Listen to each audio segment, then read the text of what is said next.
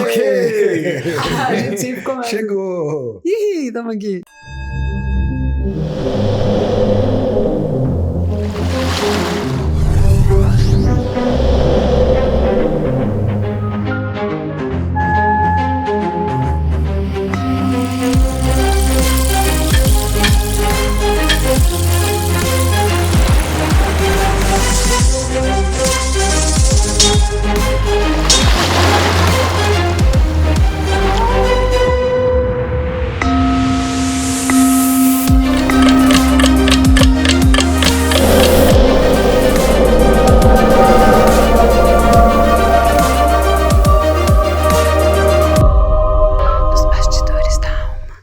Então, a gente normalmente, Lilico, a gente faz a gente faz com que o nosso convidado conduza uma prática, né? Ok. Se você achar que é legal, se você sentir à vontade, você pode pensar numa prática. Se você falar assim, não, vamos começar a conversar, a gente já parte direto pro agressivo mesmo. Pode ser qualquer coisa, Lilico. Se você tiver uma oração, Não, eu acho assim, gente, ó, eu ilumino meu dia de manhã. E aí toda vez eu faço um pedido de manhã para que, quando eu vou me levantar, eu peço que o meu ori só me traga coisas boas nesse dia. Então, se a gente está aqui é porque as coisas são boas, tá? Então é uma coisa que eu aprendi, que eu faço todos os dias antes de me levantar. Aí depois eu sigo uns ritozinhos, acender as minhas velas, por causa de um monte de coisa. Então, para mim, o mais importante são 2 momentos do meu dia. Quando eu me levanto e quando eu vou tomar banho. Porque é ali que a gente para e se energiza demais da conta. Tá? Então, e se purifica também, né? Eu acho assim que a água, ela é considerada, até pelo Corpo de Bombeiros e por todo mundo, como solvente universal. Alquimicamente também. Oi? Alquimicamente também. E se você agregar ali um pouquinho de espuma, ela se torna penetrável. Então, toda água, a gente estuda lá em física, a gente já vai conversando. Aqui é isso. Até porque você não sabe, mas o Lilico foi bombeiro. A água é o seguinte, quando você tem um incêndio muito grande, e principalmente você tem superfícies queimando como algodão em fardo, o que acontece? O algodão em fardo, ele tem um pouco de óleo. Você joga a água escorre e não consegue penetrar e apagar o fogo do fardo de algodão. Às vezes o bombeiro não consegue chegar para separar o fardo. Então você coloca detergente na água, à medida que a água sai do caminhão do bombeiro, ela passa por um tubo sifão, retira detergente, adiciona água e vai quebrar a tensão superficial da água. É por isso que quando a gente pula e bate as costas, sente muita dor. Mas se o seu corpo tivesse umectado com um líquido umectante qualquer ou com sabão, você conseguiria aos poucos perfurar a tensão superficial da água e não ser uma superfície chapada. Não tinha a menor ideia disso. A água, em relação quando você toma o banho, lógico que o banho de ervas ele tem todo um significado maior, mas o seu banho normal, quando você passa o sabonete, não é só para tirar a sujeira do corpo. É que a água com o sabonete ela não tem tensão superficial. Então ela pode penetrar mais e limpar mais. Nossa, não tinha a menor ideia disso em relação ao Corpo de Bombeiros. Não sabia. É uma questão... Quando você vê aquelas espumas que o bombeiro faz, é justamente porque a espuma ela tem na bolha dela, ela concentra CO2, que é um gás que ajuda a apagar um incêndio. Porque quanto menos oxigênio tiver, menos fogo. E quando você tem uma superfície que tem oleosidade, você usa a água com o líquido umectante, que nada mais é do que um detergente para quebrar a tensão superficial e penetrar e poder apagar o fogo com maior eficiência. Lilico, como foi essa experiência como bombeiro na sua encarnação? O que foi isso para você? É assim, há muitos anos atrás, em 1900 bolinha aí, lá por 1970 mais ou menos, eu resolvi que eu queria ser militar. e resolvi prestar concurso. Prestei um concurso na Escola de Cadetes do Exército em Campinas e na Academia de Polícia Militar do Barro Branco, aqui em São Paulo. Em 71 eu entrei e eu sempre fui muito curioso com religião. Eu fui coroinha, fiz cursinho para acólito na Igreja Católica, ajudei o padre a rezar missa, ajudei a guardar a batina, mas eu sempre fui muito curioso em estudar as religiões e entender um pouco. E quando eu entrei no Barro Branco, tinha um grupo de amigos que eram espiritualistas, que se dizia na época, porque espírita era feio. Umbandista, então, era coisa de macumbeiro. Então, eles eram espiritualistas. E a Polícia Militar no Barro Branco, ela dá liberdade de religião. Então, a gente fazia reuniões no estudo noturno obrigatório, porque à noite você é obrigado a ir para a sala de aula e ficar estudando, até às 9 da noite, para depois poder dormir. É em regime de internato. E aí a gente lia o Evangelho segundo o Espiritismo, alguns amigos que já tinham uma experiência maior de incorporação e tal. E a gente começou, alguns deles já desencarnaram hoje. E aí eu saí, em 1975, fui trabalhar na tropa de choque, fui fazer policiamento em campo de futebol. Depois trabalhei um período que eu fui requisitado para trabalhar na rota, no Garra. Fui trabalhar no policiamento de trânsito em São Paulo, andava de moto aqui em São Paulo em 76, por aí. Era uma época assim bem melhor para se trabalhar do que hoje por causa da violência. Em 78 eu prestei o concurso, fui fazer especialização em bombeiros.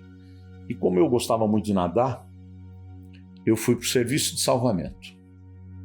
O Corpo de Bombeiros naquela época em São Paulo era dividido basicamente em duas partes. São Paulo tinha 4 tenentes que cuidavam de incêndio e 2 de salvamento. O que era o salvamento? É o que hoje é o serviço de resgate.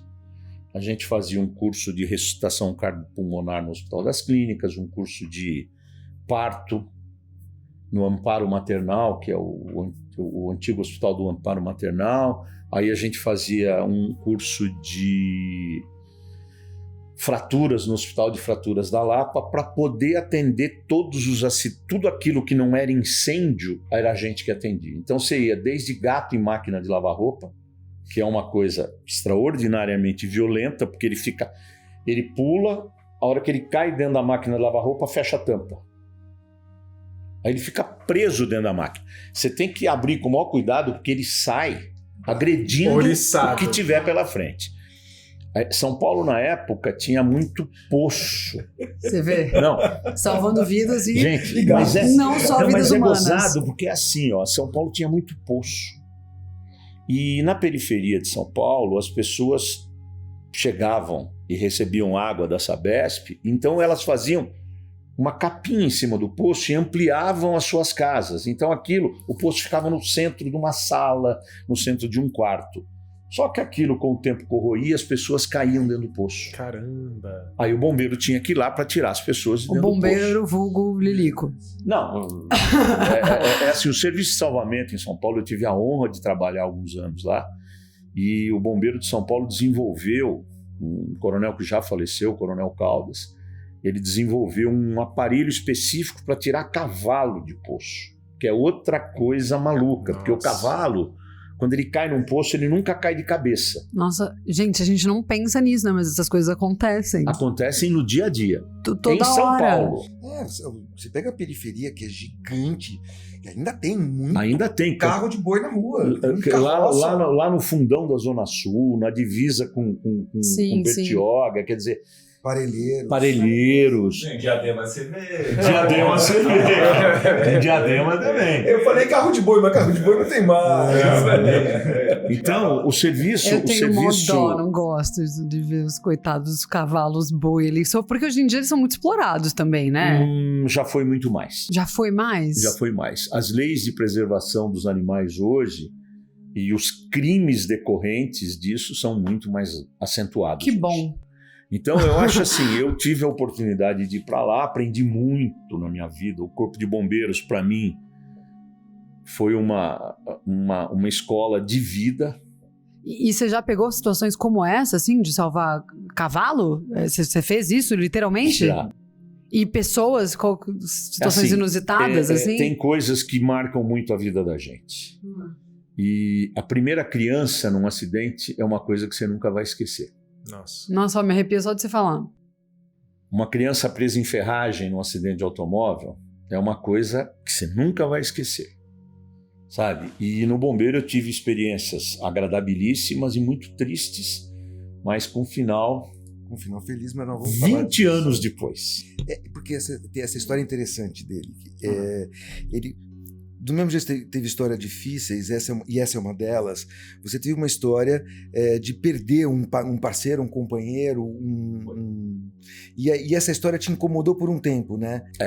Foi assim, eu era tenente, trabalhava aqui no Serviço de Salvamento, em frente ao aeroporto de Congonhas, naquele quartel que tem naquele buraco ali, em frente ao aeroporto de Congonhas. Ali era o 2º grupamento de busca e salvamento aqui de São Paulo. E um belo dia eu estava de plantão, num domingo, chega uma senhora, eu vou resumir para não ficar um podcast só sobre essa história, mas essa história é muito legal.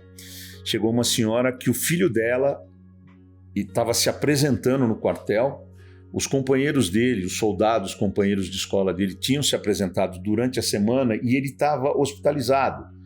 Então ele se apresentou no domingo. E a mãe dele virou para mim e falou: o senhor que é o tenente sou eu. Ele veio hoje. Eu falei: não tem problema, só na segunda-feira eu preencho a documentação dele. Na hora que ela saiu, ela falou assim: cuida do meu filho, para mim ele está doentinho. Eu disse: senhora, pode deixar. É para cuidar, a gente vai cuidar.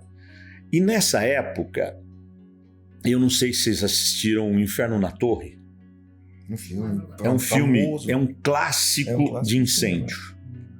Esse filme é muito legal. E como eu sou um cara que admira essas coisas, e eu vi ali um sistema de salvamento que foi usado no filme, que era um prédio ligado ao outro e descia. E aí os oficiais do salvamento, alguns aí já se foram, outros continuam vivos, o Lísias, o Irã, o Cabo Edson, Nishikawa, era uma turminha boa. E a gente resolveu fazer um curso especializado em salvamento em altura. Porque o bombeiro, quando ele chega, se você morar acima do 13º andar, a escada Magiros não vai chegar, porque ela tem uma distância que ela tem que ficar para poder funcionar. E nós inventamos esse curso. E começamos, a gente pegava o soldado que tinha medo de altura, fazia ele andar primeiro na guia, depois ia para a mureta da quadra, que era 1,5 m do chão, depois é um exercício que chama-se pórtico, são umas pranchas que ficam a 5, 10 e 15 metros do chão. Então, com isso, ele ia se habituando à altura, depois ele vai para um prédio de 20 andares, e no final ele vai fazer um rapel na Imigrantes. Um salto livre. Não é um salto livre. É uma encarnação sem aventuras, basicamente. Não, é assim. É que o legal é que você passa num viaduto da Imigrantes, subindo de Santos para São Paulo, e você não sabe a altura que você está do chão. Não tem. São 115 metros de vão livre daquele viaduto. Entendeu? E a gente ia encerrar o curso lá. E todo mundo, graças a Deus, bem, e eu era bem mais novo, eu era tenente novinho, recém-casado, e a gente teve um desastre muito grande aqui em São Paulo, lá na aclimação, que desceu terra pra caramba, morreu um monte de gente, e aí você fica 2, 3 dias, eu passei o Natal lá, retirando gente da lama. E logo depois, essa equipe que o Marco Antônio Marçal, que era o menino que a mãe pediu para mim para tomar conta dele, foi fazer parte da equipe de demonstração. Nós íamos fazer uma demonstração para os oficiais superiores que tinham vindo para São Paulo e houve um acidente. O cabo rompeu, caiu de uns 20 metros e tinham 2 soldados na maca. O Marçal, simulando ser a vítima que estava sendo socorrida, e um outro que era o bombeiro que estava socorrendo a vítima. Foi um acidente na simulação, no treinamento. No treinamento. No treinamento. E eu era o tenente que estava comandando o treinamento. Eu olhei o cronômetro e falei: vou parar. Não, mas deixa terminar, depois eu converso com eles. A hora que eu falei deixa terminar, o cabo rompeu, eles caíram, o impacto travou os pulmões do Marçal e ele morreu. Por insuficiência respiratória. No dia seguinte, teve o velório no quartel, eu cruzei com a mãe dele no passadiço. ela virou para mim e falou assim: olha, tenente, o senhor não cuidou do meu filho. Nossa. Tudo bem, vai para casa, reza, pensa bem em tudo. Na segunda-feira ela foi buscar o atestado de óbito do Marçal. E quem assina o atestado de óbito é o secretário, que por acaso era eu. E aí ela veio falar comigo e falou: eu queria pedir desculpa para o senhor, porque eu cruzei com o senhor no passadiço e eu queria dizer que o meu filho tinha muito orgulho de fazer parte da equipe. E ele dizia todo dia para mim: mãe, se essa equipe existisse no Joelma, meu irmão não teria morrido. O irmão dele morreu no incêndio do Joelma. Quer dizer, isso para mim já foi uma bancada daquelas de arrepiar. Eu tô... Nossa. Bom, mas isso era uma coisa que eu respondi um inquérito, não prejudicou a minha carreira, porque era um fato, era um caso fortuito, mas uns 20 anos depois disso, a minha esposa e eu fomos visitar um amigo nosso em Bertioga. E fomos dormir numa pousada, porque no dia seguinte nós íamos almoçar na casa dele, e eu tenho mania de chegar a assistir televisão. E eu liguei, e tinha um programa chamado Cartas de Chico Xavier. Eu falei: opa, vou assistir. Essa foi uma das situações mais emocionantes da minha vida, porque o narrador do programa dizia: essa carta foi escrita por um bombeiro para a mãe dele. E eu vou ler a carta. O nome dele era Marco Antônio Marçal. Eu pulei na cama, acordei minha mulher e falei: olha, olha, olha. E a carta dizia o seguinte: mãe, o que aconteceu comigo tinha que acontecer. E não foi culpa de ninguém. O treinamento é isso. O acidente ocorre. Agora avisa pro tenente que ninguém teve culpa. Lico. Nossa. Dá a volta, né? Caraca! 20 anos depois. 20 anos depois. Mas você percebe as escolhas dele. Você percebe que é uma coisa de... Então, mas é que para nós que estamos ouvindo essa história, ela é impactante, ela é muito legal. Mas você percebe o encadeamento de uma pessoa que age como você age. Por exemplo, as escolhas que você faz no primeiro momento que você abre o olho. Você abre o olho, toma seu café, toma seu banho, você faz as suas preces, você acredita que vai acontecer com você o melhor, você espera o melhor, você produz da sua forma o melhor, e muitas vezes a gente não sabe do que a gente escapa, literalmente. Mas muitas vezes a resposta chega direta. Então, assim, é um encontro. Se você precisava desse acalento, né? Cara, é uma coisa que depois de muito tempo eu não tinha esquecido, porque essas coisas a gente não esquece. Mas em conversas com colegas mesmo do bombeiro, sempre vinha à tona, sempre, né? Pô, você e aquela lá, como é que foi? Porque a gente sempre fala de ocorrência. Bombeiro, todo mês, na segunda quinta-feira do mês, uma série de bombeiros aposentados se reúnem num clube dos oficiais aqui em São Paulo para falar dos velhos tempos. Tem a esposa de um amigo nosso, do Edson, que é da minha turma. Ela escreveu um livro sobre histórias do Corpo de Bombeiros que são narrativas, e ela não sabia da do Marçal.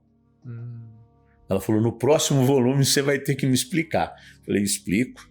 Para mim foi uma experiência muito legal, porque apesar de ser espírita, ser um bandista, que foi aonde eu me encontrei mais em termos de religião. Quando começou para você a religiosidade? Você, desde criança... André, desde criança eu sempre fui ligado à religião, desde criança. Eu sempre fui católico. E aí, por morar no interior, você ser coroinha é uma coisa que se destaca. Eu fui da cruzada, vocês não sabem nem o que é isso. Não. Era um pessoal que ia de calça curta branca, terno branco, moleque, de calça curta, e você usava uma faixa amarela com uma cruz azul. Legal. E você era da cruzada. Isso é coisa de 1958, por aí. E aí, para você se tornar coroinha numa cidade, eu morava em Porto Feliz nessa época, eu acabei virando coroinha. Eu estudava no Externato São José, que era um colégio de freiras, mas era misto lá em Porto Feliz. Depois fui para Sorocaba e aí estudei um pouco mais. Lá em Sorocaba, que era uma cidade maior, eu fui ser escoteiro, tá? Que foi uma outra experiência muito legal na minha vida. Eu mudei para Sorocaba em 69, eu devia estar com uns 15 anos, eu era escoteiro, então... Com 17 você entrou na polícia. Eu entrei na academia com 17. E aí tenho amigos que até hoje a gente se encontra pelo menos a cada 3, 4 meses para celebrar a vida. Que são amigos dessa época que a gente foi escoteiro junto. Bom, aí você sai do bombeiro e entra na política.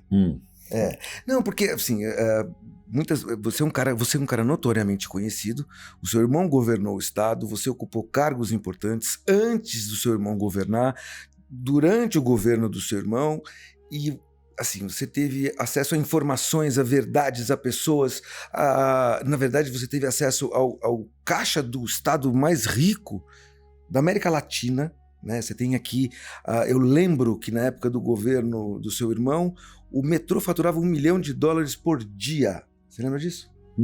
Eu lembro disso. Faturava $1 milhão por dia, isso em 1992. Dólares? Dólares por dia. É verdade. Então, o estado de São Paulo é um estado que é extraordinário. Você tem o segundo maior PIB da América, o primeiro é do Brasil, o segundo é de São Paulo. Então... Mas fala, André. Então, e aí eu tô querendo combinar um pouco para as pessoas entenderem que a vida ela é feita de personagens, o tempo todo. Você é um excelente amigo, então o seu personagem amigo, você é um cara leal. Graças porque a Deus. Amigos leais são duas... Amigos deveria acompanhar a palavra leal, mas a palavra lealdade é uma coisa especial, eu acho. Você não é colega, né? Se não é colega. Se não é colega. E então, eu gosto dos meus amigos pelos defeitos. Porque gostar pelas qualidades é muito fácil. Que ótimo isso.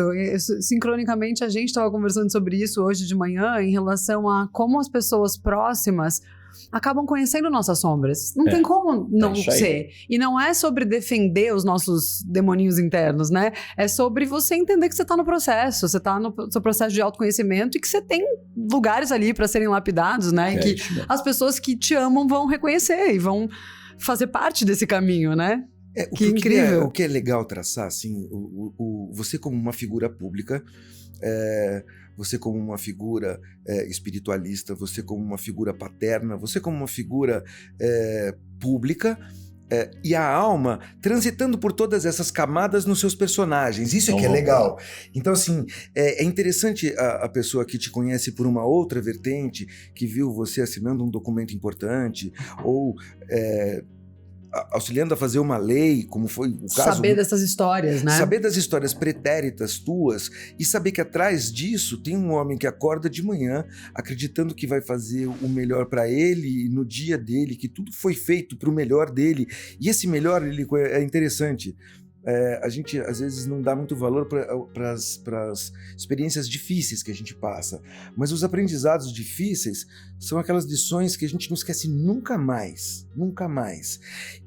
E algumas delas só pessoas especiais conseguem te dar, porque não são todos aqueles que têm a liberdade de te prejudicar, de te ofender, de te magoar. Então, algumas experiências são impactantes porque elas são necessárias. Eu estava discutindo isso com o Augusto outro dia, por conta da perda de um animal. Uma pessoa perdeu um animal e estava triste. Eu falei, se prepara, essa dor dói, mas você vai sentir uma mais forte ainda. Talvez o dia que você enterrar o seu pai ou a sua mãe, então assim, aprenda a sentir. André, eu acho assim, ó. Primeiro eu devo o meu equilíbrio a uma pessoa. Chama-se Denise. E antes de Denise, como era? Desculpa, eu te adoro. Mas e antes de Denise, como era? Dá o contexto para as pessoas. Quem é Denise? Denise é minha esposa. Eu conheci a minha esposa em 1976. E nós estamos juntos até hoje. Nunca dormi uma noite fora da minha cama. Nunca dormi brigado. E ela sempre foi a pessoa que me trouxe para a realidade. Porque, voltando para dentro do contexto que você quer colocar, André, que eu acho importante, é assim. A política, ela é, em primeiro lugar, apaixonante, em segundo lugar, enebriante. E se você não tiver fundamento de família, ou se você não amar alguém que te traga para a realidade, você se perde totalmente. Vocês têm uma experiência da fama, que é tão enebriante e tão contagiante quanto a política. A política, ela leva você a acreditar que você tem um poder que você não tem. Esse que é o perigo, né? Você não tem. Então, eu nunca vou me esquecer que todos os dias, eu tomava café da manhã com a minha esposa na mesa do café da manhã. E antes de ir embora, ela falava, não se esqueça que o pãozinho custou 50 centavos. Te parametriza, né? Obrigada, Denise. Sabe? Então, é assim. Ela realmente, eu sou apaixonado pela minha mulher. O André sabe disso. Sabe? Eu tenho uma companheira, uma amiga, que viveu comigo bons momentos, viveu comigo os piores momentos. Tenho 2 filhas maravilhosas, que foram muito bem criadas pela minha mulher, muito mais do que por mim. Tenho um filho que foi um presente de Deus e 4 netos. Mas, voltando na política, em 1982, eu comandava o Bombeiro de São José dos Campos e um amigo meu foi sair candidato a deputado estadual, um tenente da PM, e me pediu para ajudar na campanha de um candidato a prefeito em São José dos Campos. E eu sempre fui um cara que gostei de relações públicas, de me relacionar com as pessoas. Fui relações públicas da tropa de choque, quer dizer, não existe coisa mais antagônica do que ser relações públicas da tropa de choque. Né? Nós viemos aqui para dar um pau na galera e já estamos indo embora. Sabe, pessoal? Nossa relação pública é essa. Não, mas é que a gente encara de uma outra forma. Eu tô brincando. Naquela época, não, mas é sério isso, André. A gente começou uma campanha com os Gaviões da Fiel, em 1976, antiviolência no campo de futebol, em 76. Caramba. E a campanha era o seguinte, leve uma mulher ao estádio e ganhe uma rosa. Então a torcida Gaviões da Fiel, junto com a Polícia Militar, fez essa campanha nos Jogos do Corinthians, no estádio do Pacaembu. Toda mulher que ia assistir um jogo ganhava uma rosa. Porque a gente achava que a presença feminina poderia amenizar a violência das torcidas. Claro, né? Você ainda acha isso? Acho. Se tivesse mais mulheres no poder, a gente teria menos guerras? Eu acho que eu não vou separar desta forma de que, pelo fato feminino, simplesmente, é que eu acho que a mulher, ela presta mais atenção, ela é mais minuciosa, ela tem muito mais resistência à tensão, porque ela sofre dores que o homem não sofre, tá? Mas eu também não vou dizer que o poder de perdão das mulheres é maior que o dos homens. Boa.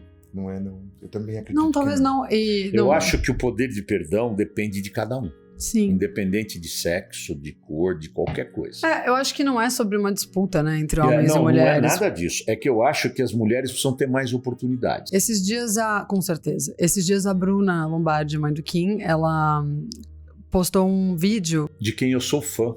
Da mãe e do pai, eu já falei isso pra ele, então. Todos somos. Todos somos. E ela postou um vídeo sobre a guerra. E eu gosto muito da elegância como ela fala dos temas sem polarizar. Ela traz o tema sem polarizar. E ela fala sobre as mães nessas situações de guerra. Que se mais mães estivessem em lugares de poder, haveriam menos guerras. Porque nenhuma mãe quer ver seus filhos na guerra. Quer ver seus filhos mortos, né? Então, por isso que eu te fiz essa pergunta. Não, eu acho assim, olha, eu tive a oportunidade, como disse o André, de, a partir de 1983, conviver muito de perto com a política. Eu trabalhei com o Dr. André Franco Montoro, que foi um cara excepcional como pessoa, como ser humano, como político, como líder. Depois trabalhei na Assembleia Legislativa durante 2 anos como diretor de segurança da Assembleia, trabalhei como presidente também, um cara íntegro, honesto, que era um exemplo, chamado Luiz Máximo de Jacareí. Depois na época do Montoro, fui fazer a implementação da primeira descentralização da FEBEM. A primeira cidade que municipalizou a FEBEM e descentralizou foi Jacareí. Então a gente fez um trabalho social grande lá em Jacareí. Desculpa a minha ignorância, o que é descentralizar a FEBEM? É porque no passado a FEBEM era centralizada aqui, na Celso Garcia. Então os governos descentralizaram, mandaram unidades para Mogi-mirim, se não me engano, Jacareí, várias. E a política de ressocialização do Carlos Alfredo Souza Queiroz, que foi no governo do Montoro, ela era de municipalizar. Porque o doutor André era um cara que dizia que os problemas têm que ser resolvidos na base. Não é Brasília que resolve o problema do Brasil, é o município. E se a gente não tiver município forte, nós não vamos ter um país forte. Faz sentido. Então, é aquilo, é a célula que começa ali. E aí depois convivi durante o governo do Quércia, meu irmão foi secretário da Segurança, e aí iria ser candidato a deputado federal. No fim, o destino fez com que ele fosse candidato a governador. Eu fui ser secretário particular dele, depois fui chefe da Casa Civil, que na época não era Casa Civil, era Secretaria de Governo, porque juntava as duas. Eu fui para lá muito novo. Muito novo. Em 1991, quando meu irmão assumiu o governo, eu tinha 54 para 91, 45 anos. Nem isso. 35? 45, né? 45. Ele assumiu em 90. Não dá, André. Eu nasci em 54. 54 para 91. Coloca a Nazaré aí, né? 54 para 91, fizeram as contas? 37. Né? 37, deu certinho. 37. 37 fecha, fechou? Fechou? Fechou. Então, Fechamos em 37. eu assumi a coordenação da campanha do meu irmão, e você lembra disso, com 36 para 37 anos de idade, numa campanha assim, onde tudo era difícil, porque do outro lado estava um guerreiro chamado Paulo Maluf. Não vou entrar no mérito, eu não analiso as pessoas e não vou entrar em política. Mas o Maluf era imbatível em São Paulo.